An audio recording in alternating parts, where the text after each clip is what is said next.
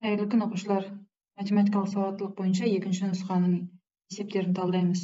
Бұл нұсқаның алғашқы 5 есебі алдыңғы видеода талқыланған болатын. Олай болса, есебімізді жалғастырамыз. Қаңтар айында сәбіздің бағасы 130 теңге. Яғни қаңтар айындағы бағасы сәбіздің 130 теңге. Ақпан айында сәбіздің бағасы қаңтар айына қарағанда 10%-ға қымбаттады дейді. Яғни 10% деген бұл 13 теңге, яғни 30-ға 13 қоссам 143 теңге болады ақпан айында. Келесі наурыз айында. Наурыз айындағы бағасы ақпан айындағы бағаға қарағанда 23 теңге арзан болды дейді. Яғни 143-тен 23 теңгені азайтамыз. Сонда 120 теңге болды наурыз айында. Енді осы 3 айдағы сәбіздің орташа бағасын табыңыз. Яғни арифметикалық ортасын табыңыз. Осы 3 санды қосамыз да 3-ке бөлеміз. 3-ке бөлеміз. Сонда мына үшеуін қоссам менде 393, оны 3-ке бөлсем 131 деген сан шығады. Жауабы да жауап екен. Келесі есеп, заңдылықты анықтап, А қосылған В қосындысының мәнін табыңдар. Енді бұл есепте мынадай заңдылық бар екен. Бірінші төрткіштің ішінде 9 бен 4-ті көбейтемде, азайтам 2 мен 17-ні көбейтіндісінен. 4 9 36, 17-ні 2-ге көбейтсем 34, онда мәні 2-ге тең. Мына 2 шығып тұр. Келесі 9-ды 5-ке көбейтем, азайтам 6-ны 7-ге көбейтіп. 5 9 45, 6 7 42 тең болады, 3-ке тең. Мына 3 шықты. Енді келесі аның мәнін табу үшін 13-ті 5-ке көбейтіп, азайтам 7-ні 8-ге көбейтіп. 13-ті 5-ке көбейтсем 65, 7 8 56, азайтқанда 9 болады екен. Яғни аның мәні 9-ға тең. Келесі 14-ті 3-ке көбейтіп, азайтам 4-ті 9-ға көбейтіп. 14-ті 3-ке көбейтсем 42, 42-ден 36-ны азайтам 6. Яғни В-ның мәні 6-ға тең деген сөз. Сонда А қосылған В өрнегінің мәні 9 қосылған 6-ға тең, ол тең болады 15-ке тең. Сонда есептің жауабы міне Е жауабы болады екен. Келесі, Алатау және Самал компаниялар бір мезгілде ашылған және бірдей өнім түрлерін шығарады. Сызбада осы компаниялардың соңғы жылдары қандай көлемде өнім шығарып отырғандықтары бейнеленген. Алатау компаниясы 8-ші жылда шығарған өнім санын Самал компаниясы нешінші жылы өндіре алатынын табыңыз дейді. Енді Алатау компаниясы 8-ші жылы 5000 өнім шығарады.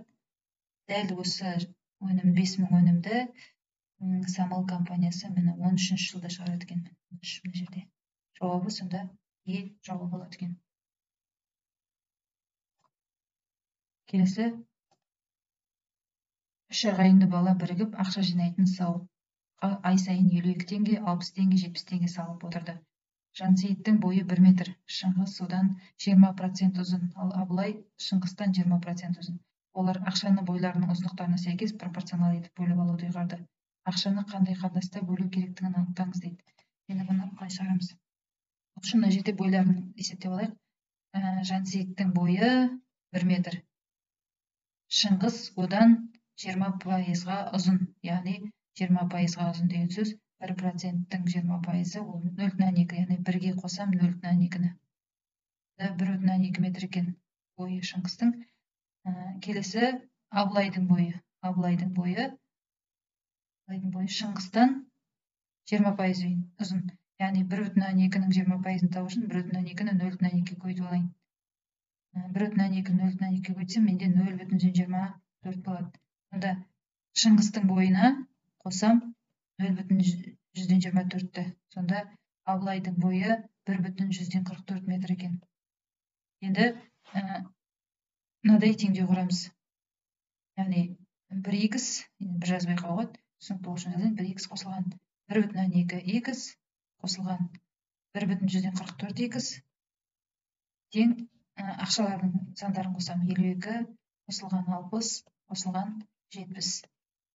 Енді мына үшеуін қоссам, менде 3,164 х шығады. Ал мына үшеуін қоссам, менде 182 деген сан шығады. Х-ті табу үшін екеуін бір-біріне бөлем, сонда х-тің мәні 50-ге тең. Енді пропорционал етіп бөліп алу yuqorida ақшаны қандай қатынаста бөлгенін табу үшін енді осы шыққан 50 деген санды 1x-ға көбейтемін. Сонда бірінші анағы Жансейіт 50 теңгеден алып тұр. Жансейіт 50 теңге алады. Келесі Шыңғыс табу үшін 1,2-ні 50-ге көбейтемін. 1,2-ні 50-ге көбейтсем, 1,2-ні 50-ге көбейтсем 60 болады екен. Келесі Абылай 1,144-ті 50-ге көбейтемін. Сонда 72-ге тең болады екен. Сонда қандай қатынаста деген сөз 50, 60, 72. Мына Е жауабы болады екен. Келесі кестедегі мәліметтерді пайдалана отырып қанша жанармай жұмсалғанын табыңыз дейді. Енді мына жерде есептің шарты бойынша 100 километр жолға жұмсалатын жанармай 6,5 литр болатын болса, литр 300 километрге қанша жанармай жұмсаған табу үшін 6,5-ті 3-ге көбейтеміз. Ол 19,5 болады. Келесі 100 километр жолға 4,5 литр бензин жұмсайтын болса, жанармай 500 километрге қанша жанармай жұмсаған табу үшін 4,5-ті көбейтем 5-ке. Сонда 22,5. Барлығы қанша жұмсалған табу үшін 19,5-ке қосам 22,5-ті. Сонда тең болады 42 литр жанармай жұмсалған болып шығады. Жауабы міне С жауабы екен.